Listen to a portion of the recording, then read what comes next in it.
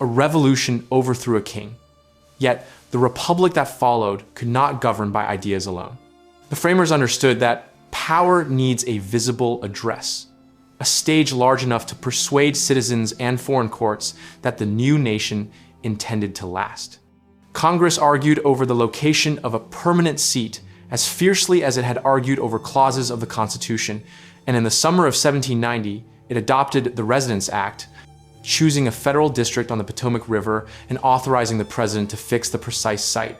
George Washington took that mandate and selected the ground himself.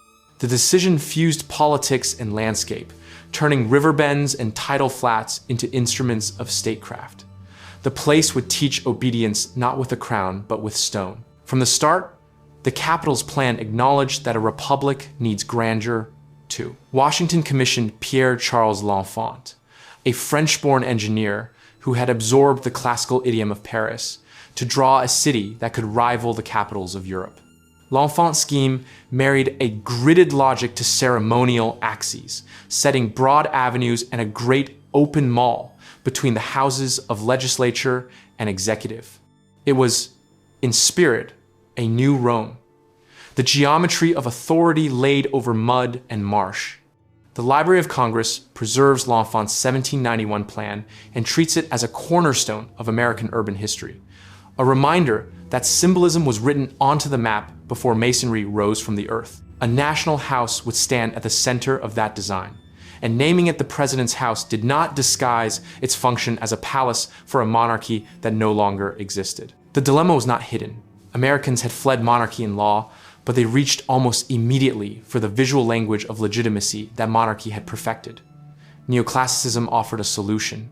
Columns and pediments promised restraint and rational order, a moral architecture fit, the leaders said, for a people governing themselves. Yet those ideals, like the plaster that would cover the masonry, would conceal a more complicated truth. The labor that raised the walls was largely African, much of it enslaved, leased from owners when the commissioners could not recruit enough workers from Europe. Quarrying, carding, sawing, and cutting came from hands denied political voice in the house their labor built. The White House Historical Association's research makes that plain, and it is a fact the institution now teaches openly. In 1792, the building's design was awarded to James Hoban, an Irish immigrant whose work echoed Leinster House in Dublin, a seat of aristocratic power adapted with Republican modifications to American use. The borrowing was not a secret and not an embarrassment. It was a strategy. The young republic sought to persuade skeptical creditors and rival empires that it belonged among them. It dressed its executive in a familiar architectural grammar, even as it promised a different politics inside. Hoban's design placed the American presidency in dialogue with Europe's great houses and announced that the United States would not be a provisional camp. It would be permanent, monumental, and legible to the world. Thomas Jefferson, who as Secretary of State ran the competition for the Capitol and later served 2 full terms in the mansion, tightened the idiom. He preferred a spare classicism and pursued what he called Republican simplicity, yet he deepened the building's ceremonial reach.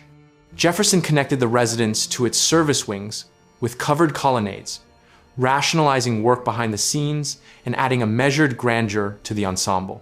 He tinkered endlessly, from water closets to kitchens to wine storage, and he used food, art, and architecture as instruments of persuasion. The house became both an argument and a stage, where the spectacle of taste and order could make policy seem natural.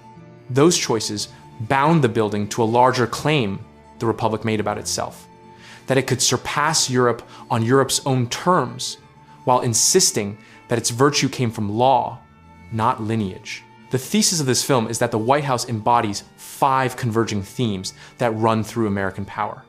First, symbol. From L'Enfant's avenues to Hoban's elevations, the house is an image designed to persuade. It instructs by proportion and procession, telling visitors what matters before any words are spoken. Second, myth. The phrase "people's house" has always required explanation, because the building's earliest audiences were dignitaries, office holders, and invited publics. The promise that anyone might one day enter has struggled with the reality that most never would. Third, labor. The story of construction and later reconstruction is a story of workers whose names were rarely recorded, including enslaved men and women who cut stone and hauled timber and slept in makeshift camps within sight of a house where they could not dine. That fact is not ancillary. It is central to the building's meaning. Fourth, conscience. The nation's leaders have used the house to celebrate ideals while wrestling, sometimes publicly and sometimes privately, with a gap between those ideals and the means by which the house and the state it represents were sustained. Fifth, centralization. As the federal government expanded, the building turned from residence to nerve center, accumulating staff systems, secret telephones, map rooms, situation rooms, and layers of security. Its architecture did not change as quickly as its function, but behind its familiar facade, the machinery of decision multiplied and hardened. Even institutional accounts describe an ever-changing White House, revised by each generation to fit new expectations of executive power. These themes do not cancel each other. They coexist, and they explain why the house is capable of producing reverence and discomfort at once. Standing on its north drive, one sees a geometry of order and a promise of durability. Reading the payrolls and quarry ledgers tells another story about how that promise was financed and who bore its initial costs. The early nation could not afford endlessly to import skilled workers, so it turned to the labor that was nearest and cheapest, amplifying a contradiction that the building would carry for generations. When later first ladies and historians insisted that this history be taught, they did not diminish the house. They anchored it in the country that paid for it with taxes, debts, and coerced labor. The stronger the symbol, the more important the record that explains it. What follows will trace that record across 2 centuries. We begin with Site and Plan, where congressional bargaining and presidential choice fixed a capital on the Potomac and a palace for a leader who was not a king.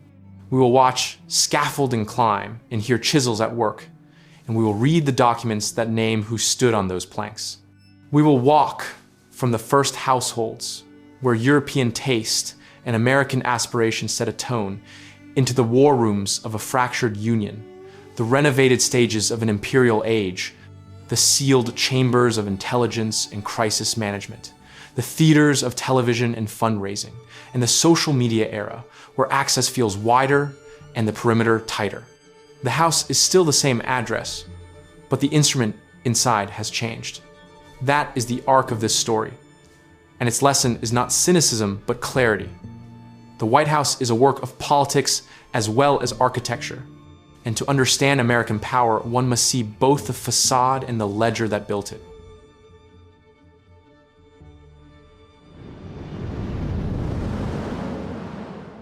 The invention of a republic's palace. The question of where to place the seat of government was never a mere matter of convenience. It was a test of equilibrium in a nation still deciding how power would present itself. In the summer of 1790, Congress passed the Residence Act, a compromise that put the permanent capital on the Potomac River and gave the president authority to choose the precise site and appoint commissioners to build a federal city from the ground up.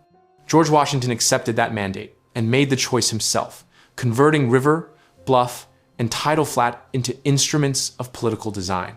The Library of Congress summarizes the bargain cleanly, while Washington's own correspondence in the National Archives shows him directing the commissioners with a personal eye for terrain and consequence. The Potomac location answered sectional bargaining as much as urban logic, but it also offered the stage the young republic sought. A capital would not only be located, it would be argued into place and then built to persuade. Washington's selection opened the way for the most ambitious act of civic drawing in early American history. The president turned to Pierre-Charles L'Enfant, a French-born engineer and Revolutionary War veteran, to lay out a city that would signal parity with Europe's capitals. L'Enfant's 1791 plan married a rational grid to grand diagonal avenues, punctuated by circles and squares, and set 2 poles of authority opposite one another, the Congress House and the President's House, connected by broad processional space. The Library of Congress preserves the original plan and describes it as a cornerstone of American urban history, while later federal histories and park studies trace how the scheme's canals and axes shaped the mall and its swampy lowlands. The intention was legible even before the first stone was cut.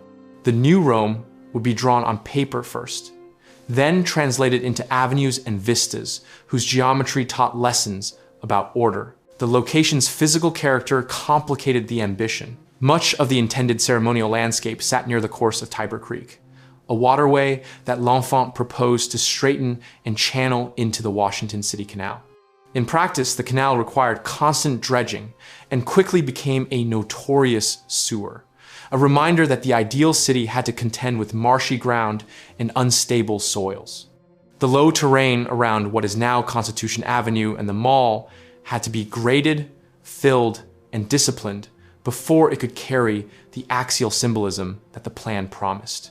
The result was both pragmatic and didactic. The city's grand geometry, drawn over water and mud, declared that the Republic would master inconvenient nature as it mastered faction. The sources are transparent about the environmental difficulty, which early Washingtonians knew all too well. While commissioners prepared the site, the design of the executive mansion moved from concept to competition. On July 17, in 1792, the district commissioners, with Washington present, awarded the prize for the president's house to James Hoban, an Irish-born architect whose entry synthesized neoclassical restraint with a dignified palace front. Founders Online records the decision and the swiftness with which Hoban was then hired to supervise the work, while congressional documents recount the competition that Secretary of State Thomas Jefferson helped advertise and judge. The language of the time was candid. The winning design was for a president's palace, and although the term would soften, the functional truth remained. The house would make the office visible, legible, and grand. Hoban's architectural grammar drew on models he knew intimately. Leinster House in Dublin, designed by Richard Castles for an aristocratic patron, provided a recognizable precedent in massing and proportion. The White House Historical Association notes the influence directly, and later summaries repeat the lineage that links an Irish great house to an American executive facade. The borrowing was strategic rather than derivative. To European creditors and courts, the structure announced that the United States understood the architectural language of state power.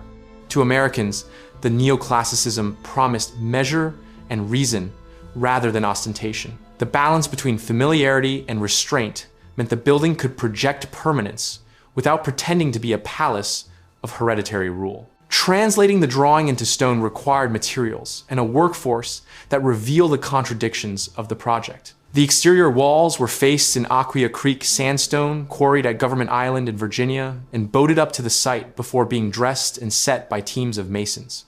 Geological surveys and regional histories trace how the quarry served the White House, the Capitol, and other federal buildings in the early Republic, turning a coastal plainstone into the skin of national monuments.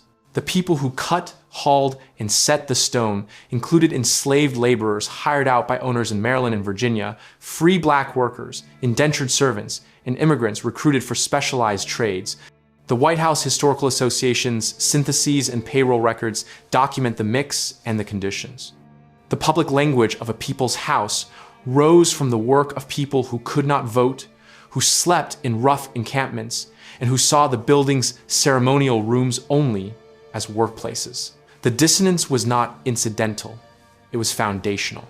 Jefferson, whose tastes were disciplined by classical study and sharpened by years in France, urged a republican simplicity that would dignify rather than gild. His interventions were practical and symbolic. He installed modern conveniences such as water closets and an improved kitchen range, rationalized service functions, and linked the residence to its outbuildings with columned walkways that rendered labor partially invisible, while giving the ensemble a composed calm. The White House Historical Association records these upgrades in detail. The effect was to hide the bustle of service behind architecture that read as order. Even Jefferson's modest colonnades operated as stagecraft. Guests would move through framed vistas while the mechanisms of household and state receded from view, which is how a republic teaches that its dignity arises from restraint. The politics that placed the city on the Potomac also explain the urgency behind completing the house. The Compromise of 1790 paired Hamilton's scheme to assume state debts with a promise to site the permanent capital on southern terrain after a decade in Philadelphia. National archives, historians, and standard accounts of the bargain underscore how the Residence Act delivered geography in exchange for finance. The deeper constitutional rationale for a separate federal district appears in James Madison's Federalist No. 43, which argued for exclusive congressional authority over the seat of government to prevent any one state from intimidating national councils. The choice of a 10-mile square outside state control was therefore a creature of both deal-making and design. The House would be the executive's address in a place that belonged to the Union as a whole, not to Maryland or Virginia. That legal independence reinforced the architectural message of central authority. As scaffolding climbed, the administration and the commissioners contended with the fragile supply chain of a frontier capital. Stone had to be quarried and shipped by water, timber cut and seasoned, lime burned, nails forged, and skilled masons and carpenters persuaded to remain in a muddy worksite where fevers were common. The sandstone's softness allowed quick carving but required frequent repair, a trait the U.S. Geological Survey notes in its accounts of building stone. The material choice fit the budget and the schedule, even as it committed the government to a lifetime of maintenance. Such decisions reveal the building as a ledger as much as a facade, balancing cost, craft, and speed to meet political deadlines. Construction began in 1792. By the time John Adams moved in during November of 1800, the house was habitable but unfinished, its grounds raw, its interiors still a promise of what the institution would become. The symbolism, however, already worked. Visitors approached a front that echoed Europe, yet claimed a different legitimating source. The procession from public way to door to reception room taught lessons about authority that required no speech. That the lessons were underwritten by coerced labor and contested politics was not visible in the plaster. The contradiction endured precisely because the architecture succeeded. The chapter's arc is a translation. Debate over the seat of government became a law. A presidential choice of riverbank became a city. A plan that invoked Rome became a matrix of avenues and clearings on unstable ground. A winning competition entry that nodded to Leinster House became a neoclassical shell whose discipline promised Republican character. Sandstone from a Virginia island became an executive skin. Colonnades turned service into background. Each step depended on people whose names the official record often forgot and whose status the nation would contest for generations. The White House emerged from argument and labor as an image of endurance, and that was its first function. The House persuaded. It told Americans and the watching world that the United States intended to last, that its chief magistrate would inhabit a setting equal to any court, and that the building itself would stabilize a politics still searching for equilibrium. That stability rested on an unstable ground and on an unstable moral inheritance, and both truths are documented in the archives that preserve the plan, the contracts, the sandstone's origin, the payrolls, and the presidential letters that set the work in motion.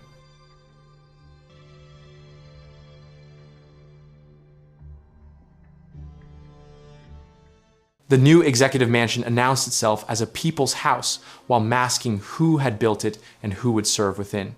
From the first years, the image was one of restrained magnificence, a neoclassical grammar promising order, reason, and republican virtue. The record beneath the plaster tells a harder truth. Wage rolls preserved by the White House Historical Association and the National Archives show enslaved carpenters and quarrymen hired out by their owners to the federal commissioners, working alongside free black laborers, indentured men, and immigrants from Ireland and Scotland. Stonemason Colin Williamson trained enslaved workers at the Acquia quarry, while Scottish masons dressed the sandstone that formed the mansion's skin. The government did not own the enslaved people, it paid their owners, and the men themselves slept in rough huts within sight of a house they could not enter except to work. This mixed workforce, at once coerced and contracted, sits at the heart of the contradiction between the phrase "people's house" and the exclusions that funded and staffed it. The White House Historical Association's synthesis is explicit on the point, and congressional testimony collected in later hearings confirms that enslaved men toiled beside free blacks, European immigrants, and white Americans in the building trades that raised the public architecture of the Capitol. By the time John Adams crossed the threshold in early November of 1800, the residence was habitable but unfinished, its grand rooms raw, its approaches muddy. In letters and later reminiscences, the Adams household appears industrious rather than grand. Abigail Adams improvised a domestic economy in a palace shell, famously using the cavernous East Room as a drying ground for laundry, while carpenters and plasterers finished the work elsewhere. The White House Historical Association has curated that scene as both image and interpretation, reminding us that the stage of national ceremony began as a work site where servants, most of them not free to share in the polity that house represented, labored under the direction of a First Lady making do. The association's inventories of early furnishings underline how few rooms could be made comfortable, even as official entertaining began by importing furniture from Philadelphia to dress unfinished space. The contrast is instructive.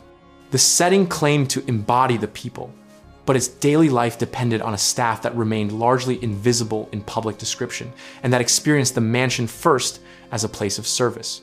The early 19th century domestic culture of the house layered European practice onto American politics. Staff routines recorded by the association describe uniformed footmen waiting on table, bells summoning servants from cellar to drawing room, and stewards quietly orchestrating courses and linens so that official sociability appeared effortless.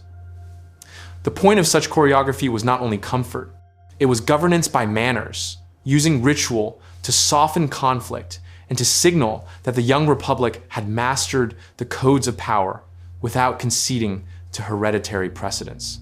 Yet the workers who made that ritual possible were drawn from unequal worlds.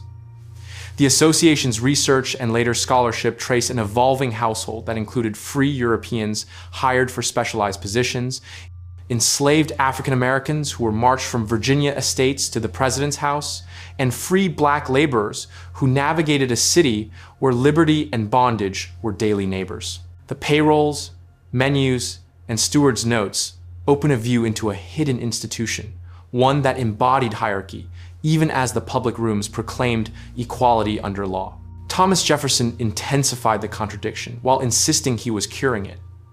His political style emphasized Republican simplicity.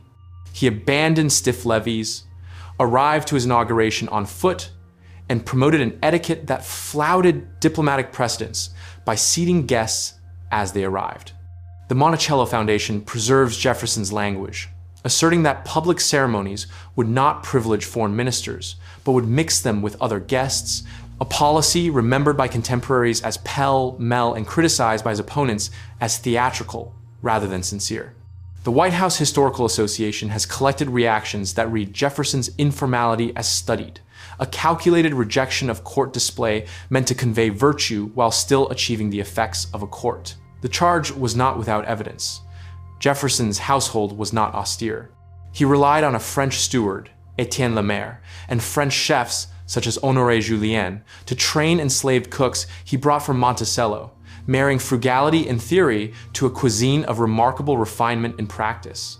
Menus, wine accounts, and stewards' memoranda show that Jefferson used dinners as a winter campaign to persuade adversaries and to cement alliances, a politics of table and conversation that required a small army of skilled workers whose names appear in ledgers rather than portraits. Jefferson's taste was openly European.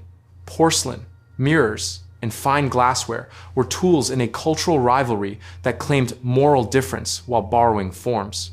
A White House video feature summarizes how, as the first president to serve 2 full terms in the mansion, Jefferson shaped the house physically and ceremonially, adding colonnades to conceal service circulation, installing water closets and an iron kitchen range, and building a wine cellar he described as an ice house.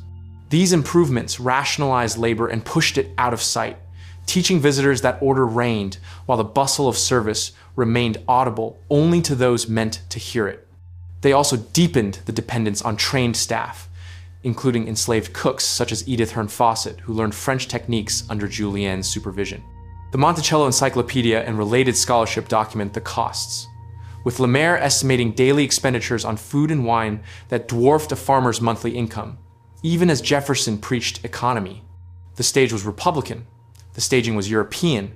The labor behind it remained a compound of bondage, wage, work, and migration.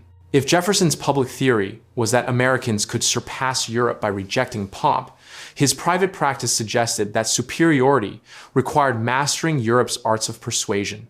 Dinner lists recorded hundreds upon hundreds of carefully curated meals, sometimes twice daily, with seating that flattened rank but with courses and wines that declared cultivation. The Commonplace Journal's analysis, using Jefferson's surviving records, argues that this program of hospitality was deliberate political work, not mere sociability.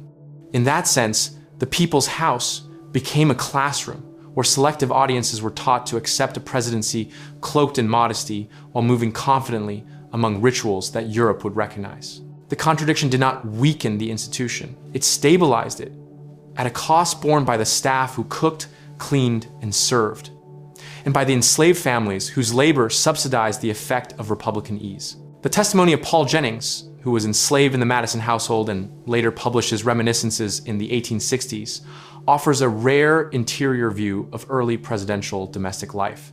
Jennings remembered an unfinished East Room, a Pennsylvania avenue of dust and mud, and moments when the household celebrated public news with private joy. His narrative is not a full account of bondage at the president's house, and historians at Montpelier caution that it sometimes echoes the 19th century trope of contented service rather than dwelling on coercion. Read alongside wage rolls, advertisements for runaway servants, and steward accounts. His memoir confirms the basic machinery of the early house, a place where the most intimate rituals of a family overlapped with the official demands of a head of state.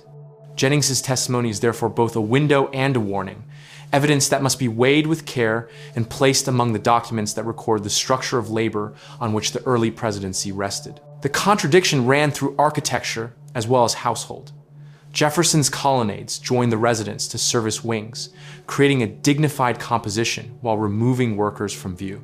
The effect was architectural pedagogy. Guests experienced framed vistas and measured approaches. The house seemed to run on proportion alone.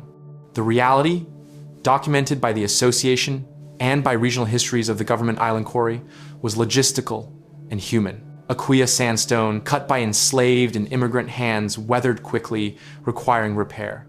Household linens were boiled and dried in rooms, later given to state ceremony.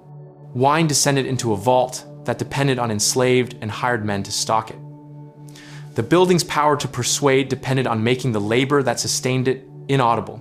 That silence was a choice, and it was learned from the very European houses the Republic claimed to surpass. It is tempting to treat these tensions as hypocrisy unique to one generation, but they describe a system rather than a lapse. The White House's claim to embody the people coexisted with the legal reality that many of those people were property in the eyes of the law. The association's overview, amplified after public debate in the 21st century, confirms that 7 presidents owned enslaved people while living in the mansion, and that enslaved labor helped rebuild the house after the British fire. The memory of that fact wanders in and out of the official story, but the documentary trail is clear. If the building has become a symbol in which many Americans take pride, it is because institutions chose to preserve and publish the payrolls, contracts, stewards' ledgers, and memoirs that show how the stage was constructed and staffed. The ideal of a people's house grows stronger when its exclusions are named, because the legitimacy the house seeks cannot rest only on columns and paint. It must also rest on the record.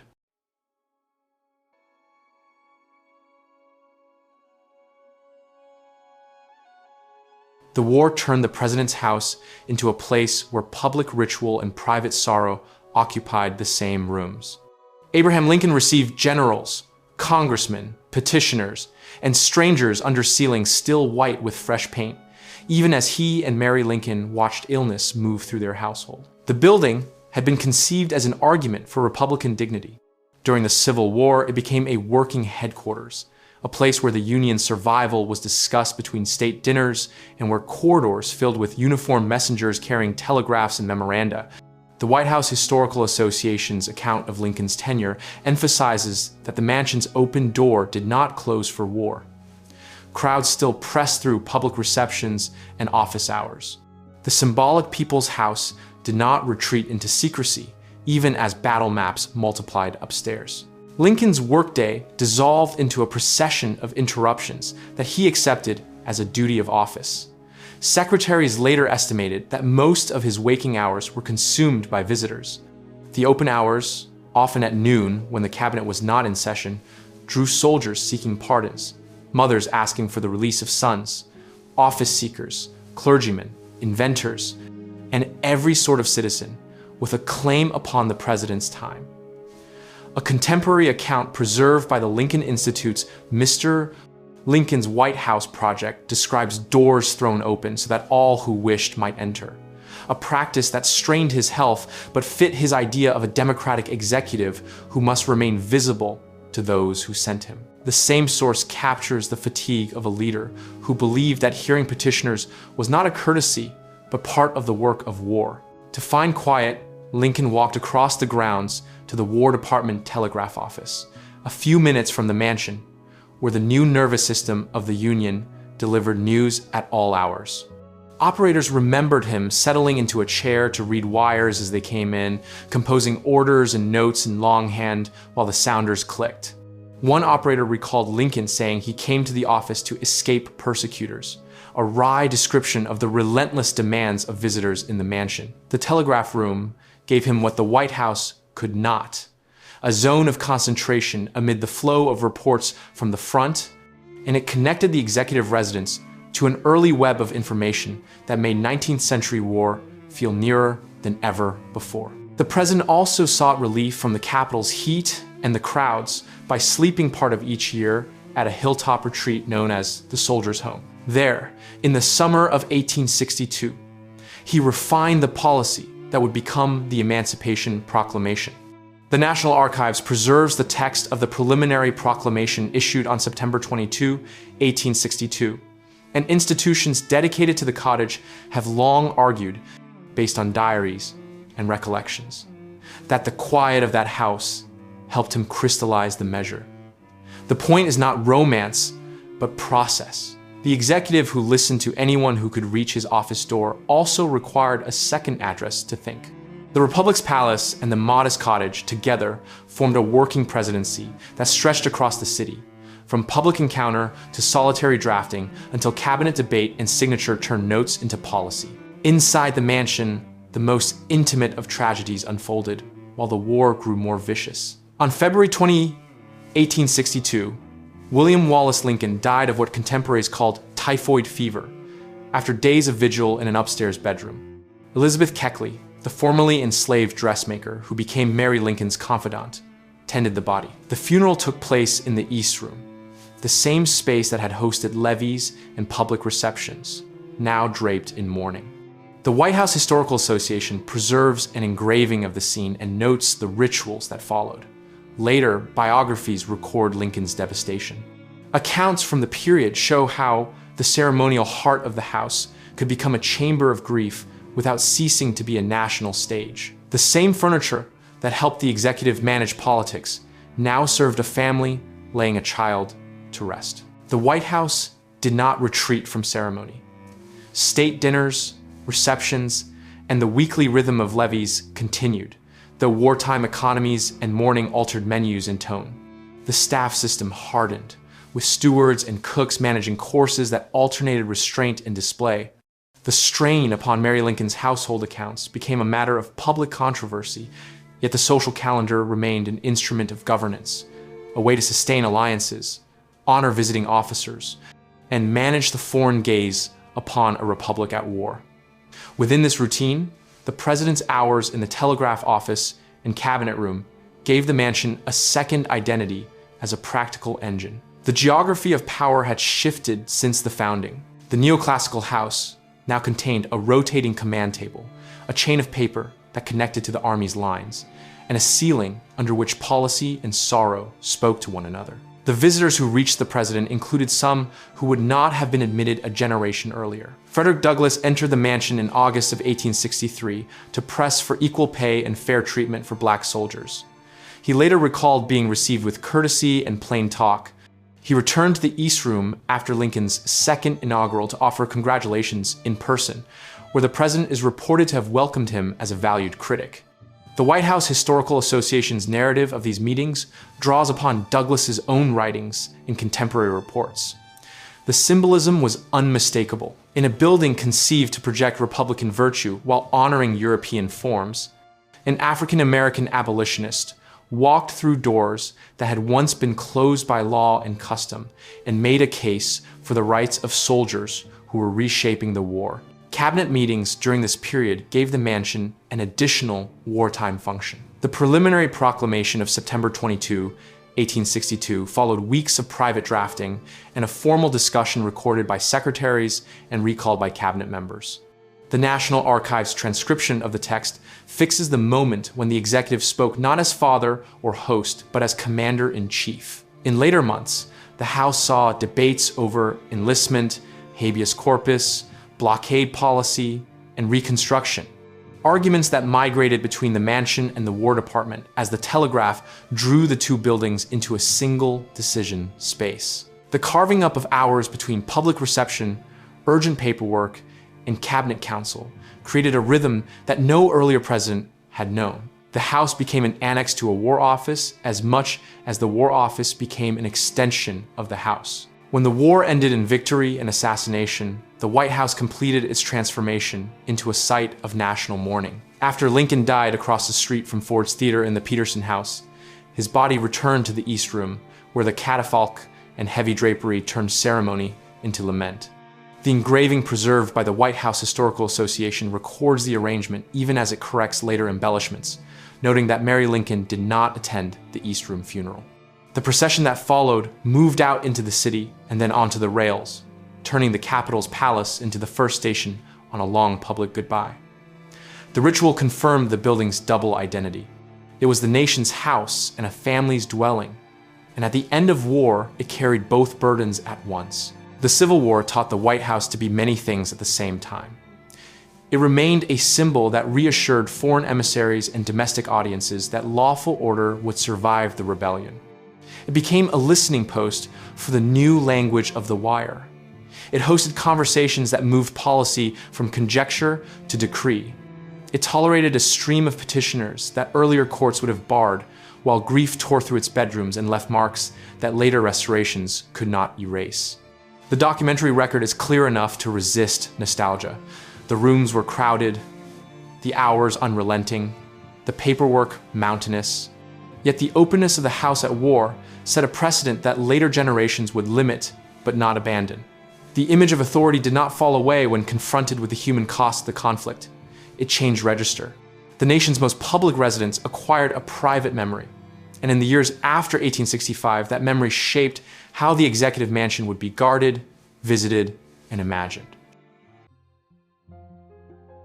Empire's facade.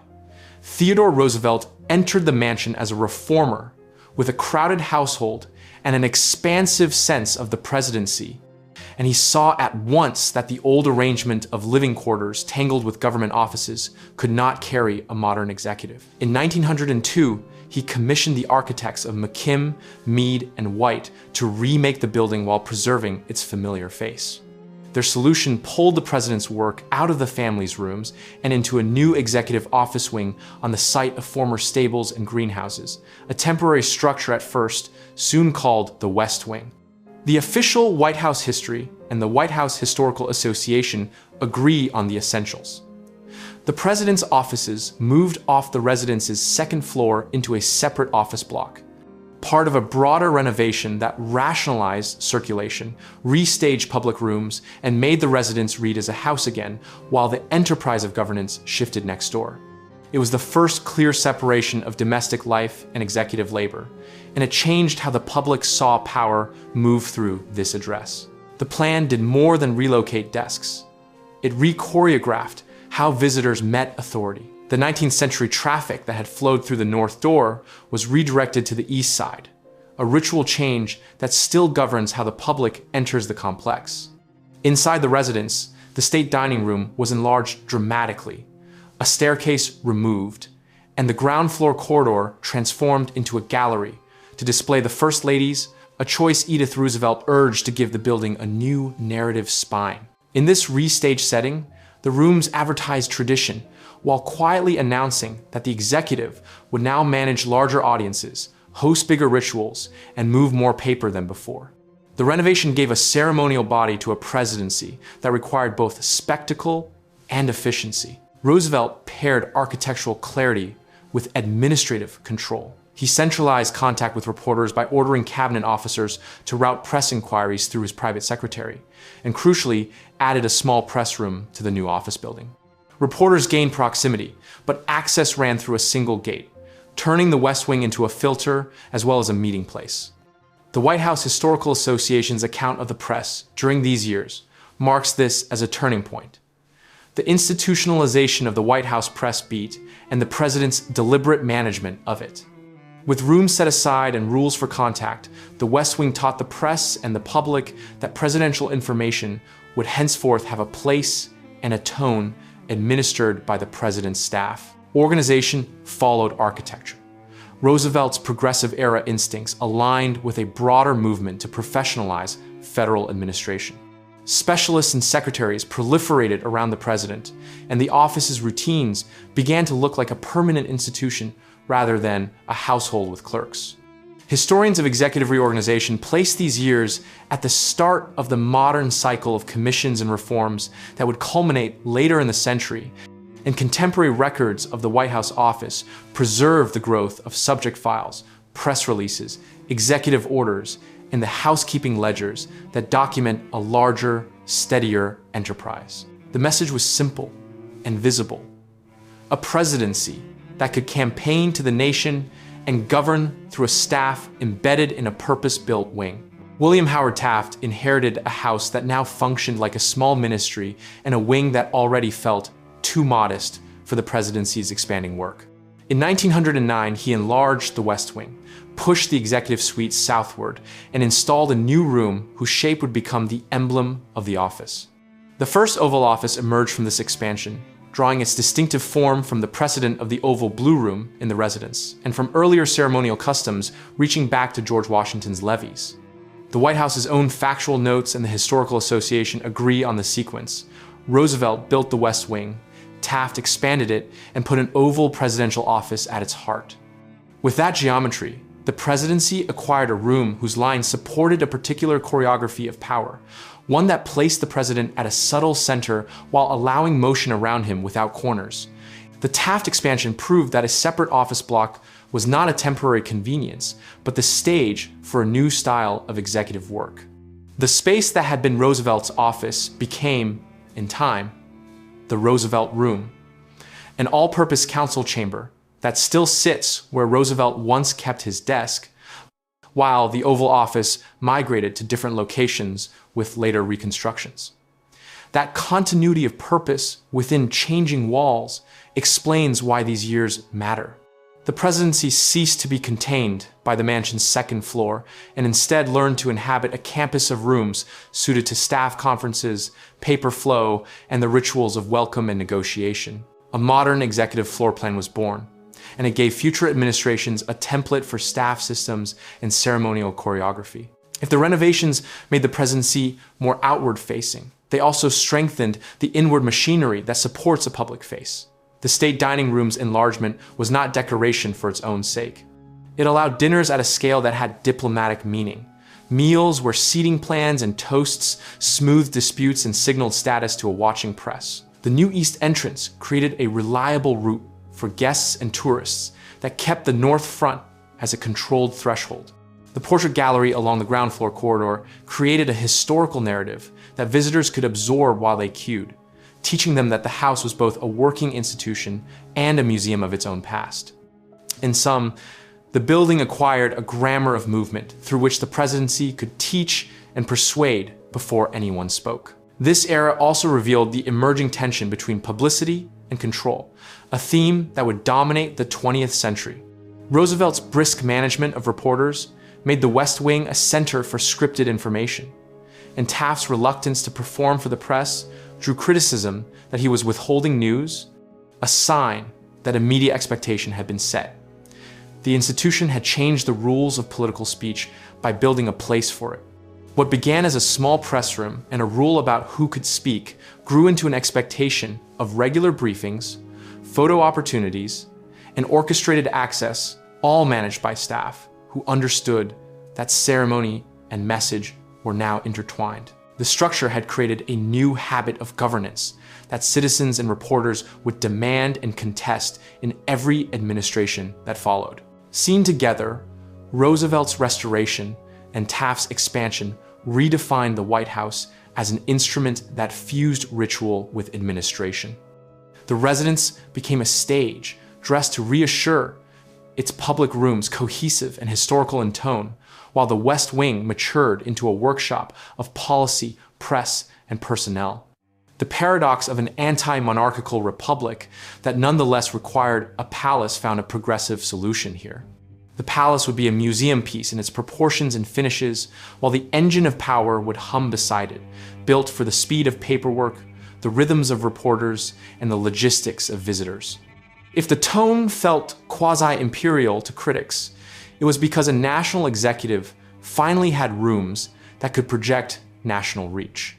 The architecture did not create the centralization of the 20th century, but it made the centralization visible and workable within a single address. The photographs of the enlarged executive offices after 1909 confirm a change in scale and self-conception. What had been a temporary wing now looked permanent.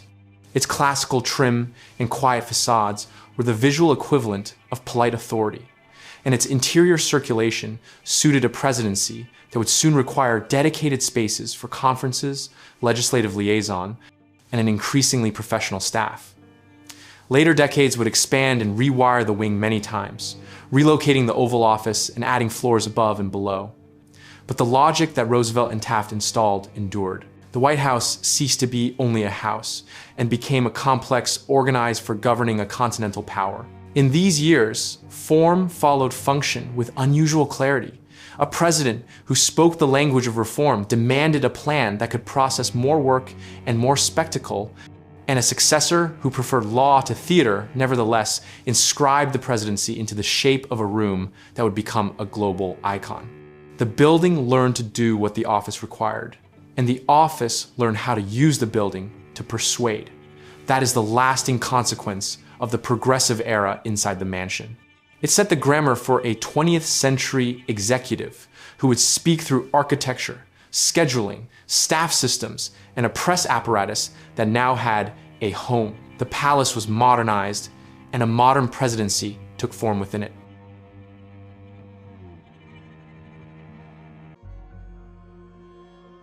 The command bunker. The White House entered the 20th century's age of total war and wire, with its public rooms unchanged, but its hidden machinery transformed. The turning point was Franklin Roosevelt's decision in January of 1942 to convert a small ground floor cloakroom into a top-secret communications center known as the Map Room. Modeled on Winston Churchill's wartime command rooms, it became the president's private clearinghouse for cables, decrypts, and situation summaries. Navy communications officers maintained round-the-clock files and briefings. Reports arrived here before they reached most cabinet members. The Map Room turned a ceremonial house into an operational headquarters and established the principle that classified decision support would be handled inside the mansion itself. That is why later curators describe it as the original Situation Room, the first dedicated space in the house where secrecy, intelligence, and daily war management merged. The Map Room sat atop a broader revolution in secure communications. During the war, Roosevelt and Churchill spoke over a scrambled transatlantic voice link that engineers later called one of the first digital secure speech systems. The apparatus, known as Sigsaly, had its initial terminal in the Pentagon, with an extension to the White House and a counterpart in London. It came online in July of 1943 and enabled a limited number of highly protected conversations between Washington and Britain. This was not the familiar telephone, but a room-sized cipher that turned the president's words into noise and back again. A triumph of secrecy that narrowed the distance between allied leaders. The official histories of the program confirm the dates and locations and make clear that the technology reshaped how the executive received and sent sensitive information from within the Capitol. Roosevelt also remade the West Wing to suit an executive who governed through staff and paper. After the 1929 West Wing fire and Herbert Hoover's repairs, Roosevelt commissioned architect Eric Googler to rebuild and enlarge the wing, excavating new basements, adding hidden offices, and moving the Oval Office to the southeast corner next to the Rose Garden. The change increased privacy and gave the president a shorter, more discreet path to the residence. Institutional histories note that the expansion doubled usable space and created a denser, more hierarchical working layout. The visible house remained familiar. The unseen office became a warren of narrow corridors and concentrated workrooms designed to process a torrent of memoranda, cables, and press logistics. The stagecraft stayed upstairs. The engine of command grew next door. If Roosevelt militarized the house, Harry Truman learned how fragile its shell had become. In 1948, engineers warned that the building was close to failure. The Trumans decamped across Pennsylvania Avenue to Blair House, while workers gutted the residence, kept the exterior walls, dug sub-basements, and installed a steel frame. The rebuild lasted until 1952 and forever changed how the house could carry new communications and security systems. It also shifted the geography of risk. In November of 1950, Puerto Rican nationalists attempted to assassinate Truman at Blair House, killing a White House police officer in a gun battle on the steps. The episode underscored how the presidency's working life had expanded beyond the mansion and how security around a modern executive would need to bind multiple buildings into a single protected compound. The Truman Library and the White House Historical Association preserve the renovation details and the attack's documentation, and together they show a presidency migrating across a street while the house became a stronger shell for future technology. The Cold War completed the conceptual shift from residence to nerve center. After the Bay of Pigs in 1961, John Kennedy and National Security Advisor McGeorge Bundy established a permanent situation room in the basement of the West Wing to centralize watch, crisis flow, and secure conferencing. The room was not a single table, but a suite staffed around the clock that fused intelligence inputs with communications and rapid convening. Archival studies and later histories trace the origin to the realization that the White House needed a dedicated node to integrate messages from the Pentagon, state, and the intelligence community, then present them to the president without delay.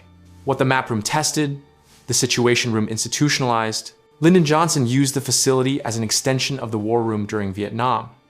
Advisors such as Walt Rostow convened frequent meetings in its windowless chambers to review options and strike plans, and the president's penchant for telephone governance produced recordings that now document the flow between the Situation Room, the Cabinet Room, and the Oval Office.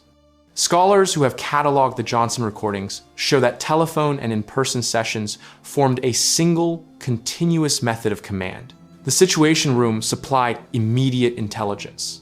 The phones captured how that intelligence shaped orders. The suite of rooms made national security decision-making a permanent presence in the West Wing's basement, close enough that a president could descend from symbolic spaces to an operational floor within minutes. At the same time, the communications logic of the House tilted toward permanent capture. Johnson recorded telephone calls as a working archive. Richard Nixon went further, installing an automatic system in 1971 that silently recorded conversations in the Oval Office, the Cabinet Room, his executive office building hideaway, Camp David, and key telephone lines. The system, run by the Secret Service, activated when it detected sound and generated thousands of hours of audio. The National Archives and the Nixon Library provide the technical specifics, down to how many microphones were embedded in the desk and where the recorders sat in the basement. The purpose was practical, at least at first. Nixon wanted a precise record of decisions. The unintended consequence was an evidentiary trove that revealed, during the Watergate investigations, the paranoid habits of an administration that treated the House as a fortress of surveillance, as well as a seat of power. The tapes converted the architecture of secrecy into a public reckoning. The building's media apparatus also changed to suit a presidency that now governed by image, while guarding its core. In 1969, the White House created a dedicated press briefing room by covering the indoor pool that Roosevelt had used for therapy. The new space kept cameras and reporters in a controlled bay near, but not inside, the working core. It professionalized the daily ritual of message while allowing the West Wing to harden its interior circulation for staff and security. That architectural choice reflected a broader calculus. Public performance would have a room of its own. The command spaces would disappear deeper into the building. By the end of the Nixon years, the executive mansion and its annexes had become a layered instrument. On the surface, state dinners, tours, and ceremonies articulated continuity.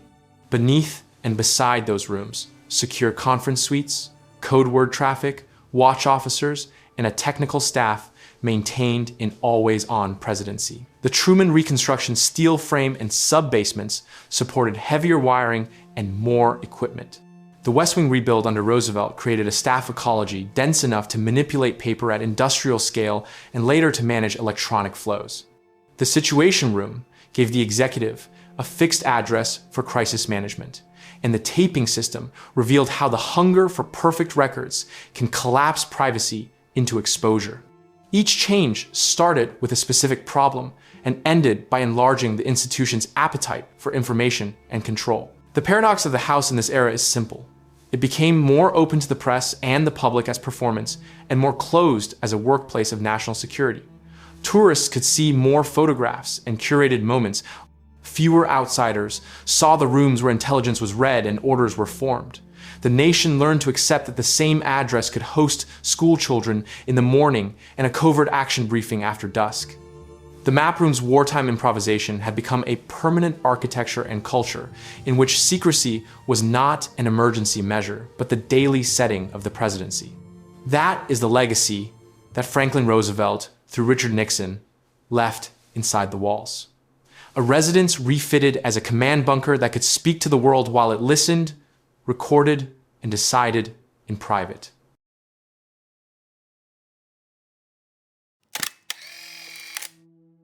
The manufactured presidency.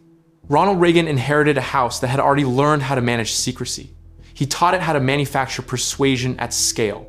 From the first months, the presidency began to function like a disciplined communications enterprise, with scheduling, staging, and message all treated as strategic assets. The team around him reads like a charter for modern imagecraft. Michael Deaver choreographed the look and feel of the presidency. David Gergen shaped language and pacing, and an enlarged communications apparatus synchronized policy with pictures and lines that could travel through the evening news. The Reagan Library's finding aids for Deaver's office describe long-range scheduling memos, event proposals, and rules for separating official from political travel, a paper trail that shows how daily theater was planned weeks ahead.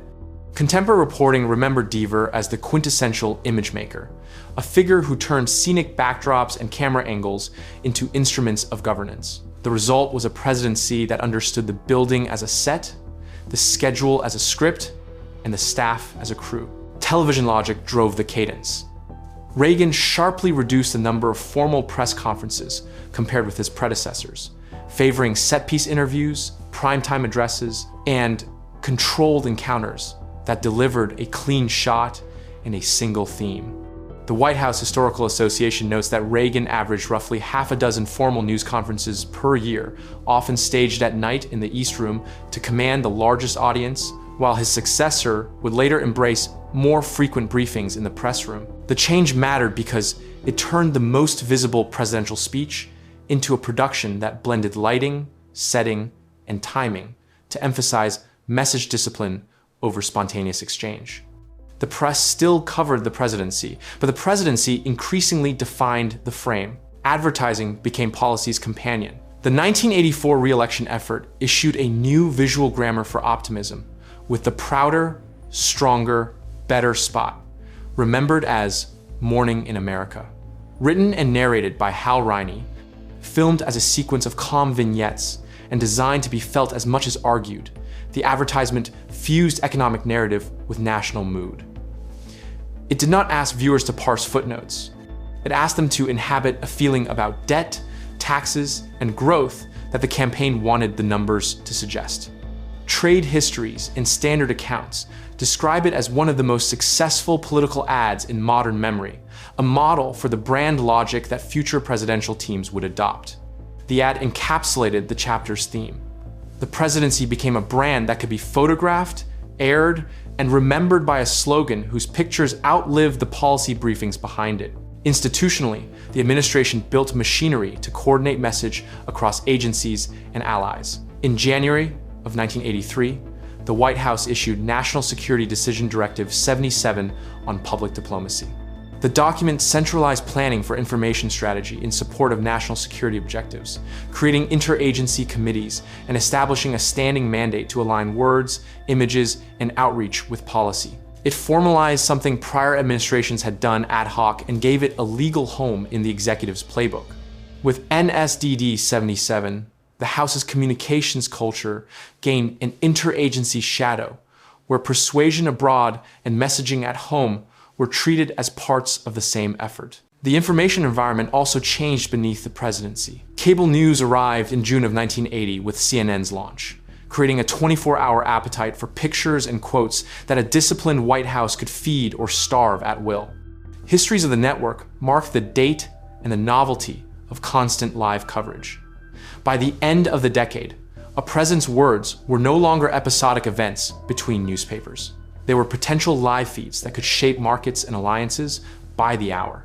The rise of cable created incentives to manage spectacle, and the Reagan team excelled at producing spectacles calibrated for this new medium. Regulatory change amplified the shift. In 1987, the Federal Communications Commission abolished the Fairness Doctrine by a unanimous vote, a decision recorded in the Reagan Library's topic guide and in standard accounts. The doctrine had long encouraged broadcasters to present contrasting viewpoints on controversial issues. Its repeal helped accelerate talk radio and sharpen partisan media ecosystems that future presidents would cultivate. For a White House that already favored message, discipline, and direct address, the emerging media market presented both a challenge and an opportunity. The challenge was noise. The opportunity was segmentation, the chance to speak to aligned audiences through outlets less constrained by a duty to balance. The same apparatus that produced optimism had to manage scandal. The Iran-Contra affair forced the president to explain a covert policy in prime time and to concede errors while defending the administration's aims. The March 1987 Oval Office address promised to tell the truth, an effort to regain narrative control after months of damaging revelations. A later August address pursued the same task. These speeches are preserved in the Reagan Library and the Miller Center's transcript collection, and show the modern pattern of crisis communication. A carefully staged mea culpa, the introduction of new personnel and procedures, and a return to thematic message in subsequent events. The building had learned how to confront catastrophe not with improvisation, but with set pieces. Beneath the televised surface, coalition and donor systems matured. The Office of Public Liaison, formalized in the 1970s, became a hub for targeted outreach, with directors such as Elizabeth Dole and Faith Whittlesey cultivating constituencies from corporate leaders to religious groups and weaving public diplomacy efforts into domestic politics. Finding aides from the Reagan Library describe how that office engaged on Central America policy and mobilized allied organizations. In parallel, campaign finance continued its long arc toward capitalization and outside influence, with the late 20th century seeing steady growth and organized political giving tracked by the Federal Election Commission and documented in nonpartisan syntheses. The presidency's brand did not float free of money. It was amplified by it in ways that bound the building's message strategy to donors and organized interests whose expectations required attention. George H.W. Bush inherited the apparatus and extended it in a very different key. His 1988 campaign is remembered for hard-edged media tactics, including the infamous Willie Horton narrative pressed by outside allies and campaign strategists.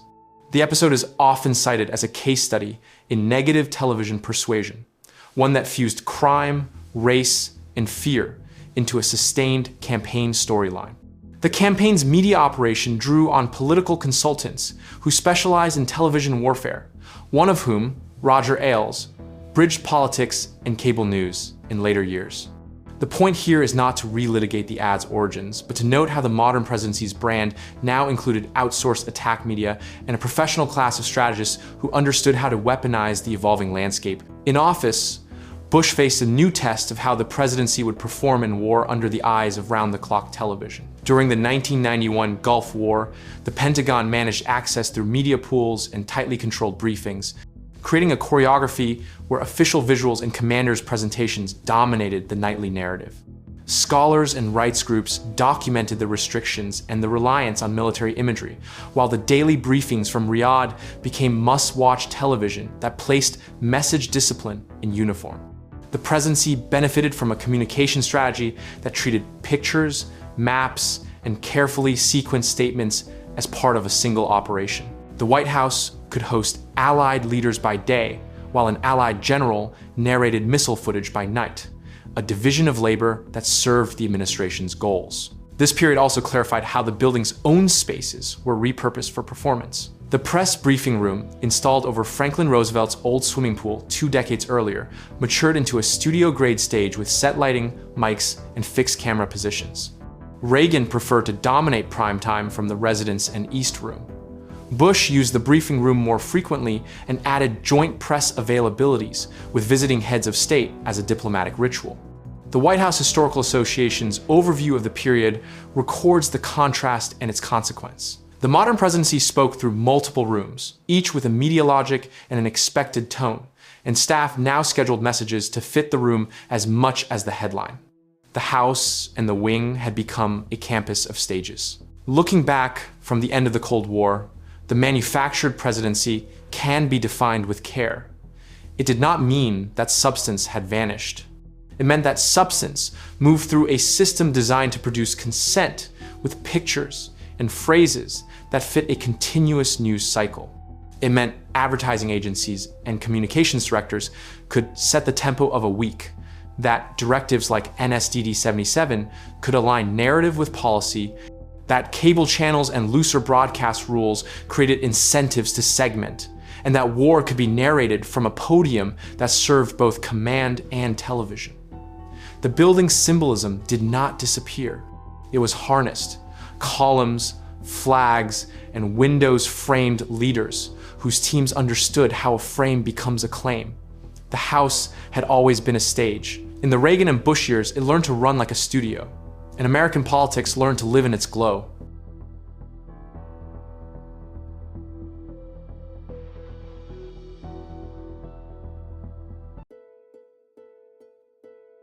The fortress of illusion.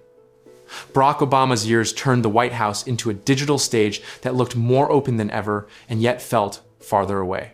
The administration built a public narrative not only with speeches and ceremonies, but with streams of images and posts that reached citizens directly. The official photo operation under Pete Souza published thousands of pictures on the White House website and on Flickr, while the licensing shift that treated official photographs as public domain works signaled an intent to circulate the presidency's visuals freely.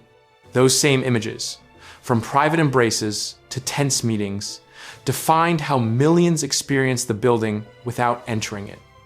The strategy paired access with authorship. The public saw more photographs than any previous era, but most were taken by the president's own photographer and released on official channels the staff controlled. That balance between visibility and curation became the pattern for a networked presidency. The administration also turned participation into a product. In September of 2011, the White House launched We the People, a petition platform that promised public responses to petitions that met signature thresholds. The thresholds rose as volume increased, and the site became a case study in how a residence could simulate a forum at national scale while moderating flow and expectations. The point was symbolic and procedural at once. Citizens who might never visit the mansion could nonetheless place a demand on it, and staff could route attention and craft replies with the cadence of digital customer service.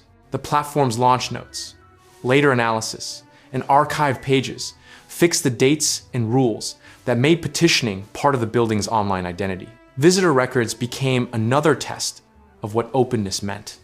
The Obama White House released millions of visitor entries on a rolling basis, arguing that transparency about who came through the doors could coexist with necessary redactions for security and privacy. That practice was suspended under the next administration and then revived in modified form under Joseph Biden, who pledged on his first day to resume public disclosure of logs for the complex with pandemic restrictions limiting how much there was to disclose. The National Security Archive's contemporary brief and the archived White House page document the scale of Obama's releases, while reporting and official statements trace the pause and the partial restoration that followed. What the logs offered the public was not a complete map of influence, but a concrete record that the House was willing to be seen. Their absence, in turn, became its own message about distance. Obama's embrace of social platforms also changed how the White House spoke in real time. The residents hosted a Twitter town hall and experimented with live online interviews, while the viral spread of the Situation Room photograph during the bin Laden raid showed how an official image could become the defining artifact of an event in hours. The picture moved through social networks, news sites, and blogs faster than traditional broadcasts could frame it. And commentary at the time marked it as a landmark in how the presidency narrates itself online. The building that once relied on portraits and press bulletins now had a feed, a channel, and an audience trained to refresh. The public did not simply watch the House, it followed it. Security cut the other way. In September of 2014, a fence jumper sprinted through the north portico door, penetrated deep into the state floor, and was stopped only in the East Room. Subsequent investigations and reporting revealed failed alarms and procedures, and the breach accelerated plans for a taller, stronger perimeter with anti-climb features that would nearly double the fence's height. The National Park Service and the Secret Service laid out the specifications and timeline, and by the end of the next presidency, construction on the new barrier was underway. The symbolism was not subtle.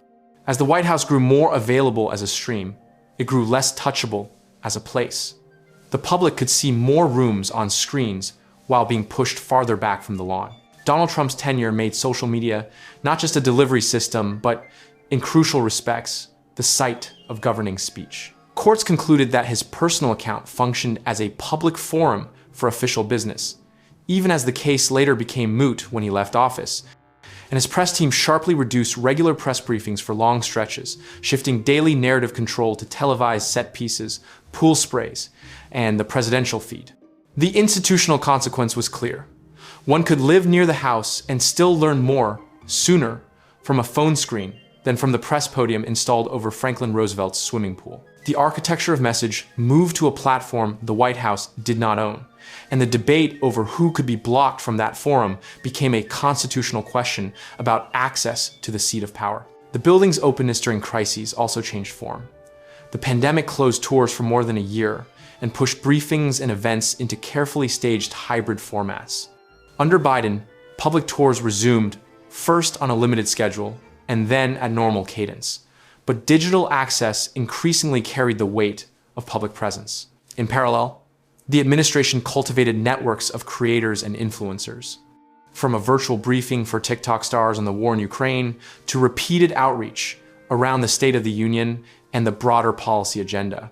What had begun a decade earlier as a photo stream evolved into a strategy in which the House addressed mediated publics through intermediaries with their own audiences and styles. The door was open again, but many visitors arrived by link.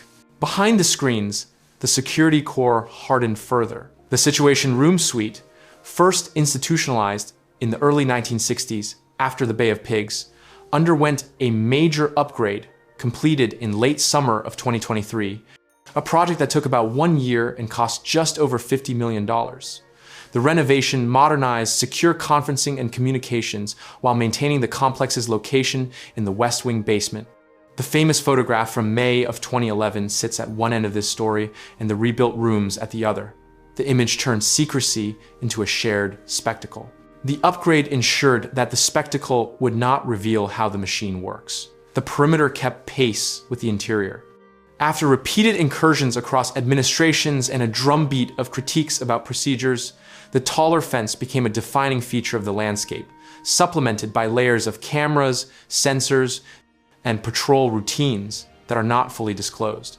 Incidents continued, reminding the public that no fortification is perfect, but the direction was unmistakable.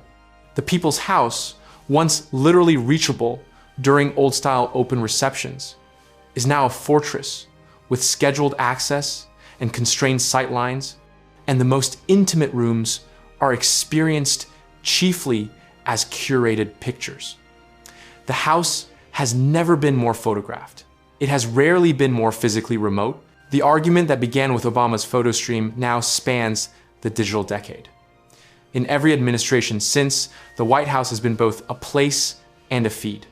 The building's managers learned to time post to the news cycle, to use rooms as backdrops with their own media signatures, and to enlist outside voices to carry messages into communities that do not watch briefings. Even the law, through the litigation over presidential social accounts, has acknowledged that online channels can function as extensions of the House's public space.